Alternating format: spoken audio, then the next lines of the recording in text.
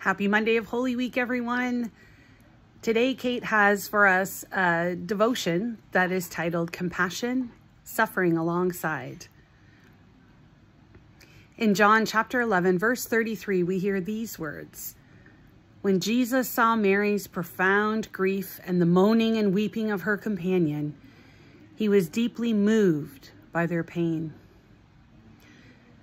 A week ago, Sunday, I actually talked about compassion, the compassion of God, and how the word compassion actually means suffering with. And I talked about ways that we can exhibit compassion, how we can sit and actively listen, making eye contact, retelling what it is that we hear, picking up on some nonverbal cues. Maybe the person is telling us, oh yeah, everything's fine, but their body is telling us different. And also being with someone, just sitting with them, not having to fix it, just bearing witness to what it is that they're going through. And the last thing, probably one of the hardest things, and definitely a skill that I've just started learning in the past few years, is validating feelings. I don't need to judge the person's feelings. I definitely don't need to tell them to stop feeling the feelings that they're feeling. But it is important for me to acknowledge the feelings that they're feeling. And when they share something with me that's particularly hard or vulnerable or difficult, it's important for me to show up and be vulnerable as well. That doesn't mean that my feelings overshadow what they're feeling, but it means that if they're feeling sadness, I will connect with something from my past where I have felt sadness so that I can be with them, showing compassion and suffering alongside them. Telling them things like, that must be really hard. I can see that it really hurts you. Or even saying something like, wow, that's a lot. I don't know what to say, but thank you so much for telling me. Because we don't have to solve it.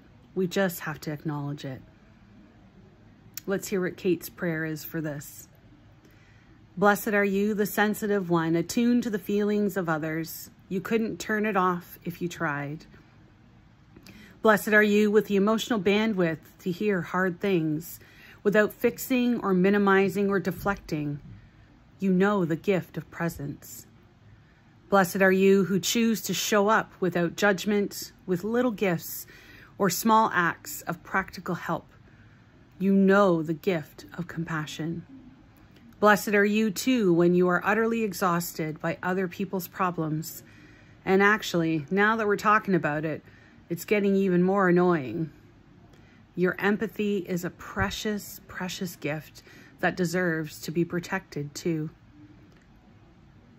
Holy One, today help me stand ready to hear those divine whispers, nudging me to give compassion away, naturally, freely, and help me find those who, to my surprise, want to pour back into me. Which, fine, you know how I hate receiving though. Lord, let me focus on the love that is given and received without shame or embarrassment, because what else can a big-hearted person do but learn to give and get? In our reflection prompt, the week before Easter, we think a lot about Jesus's deep humanity, his soon-to-be scarred hands, his loneliness, his compassion. In what way does your humanity make you more, not less, like Jesus? Something for us to ponder. And while we're pondering that, remembering that we are loved just as we are, and we are absolutely enough. Take care, friends.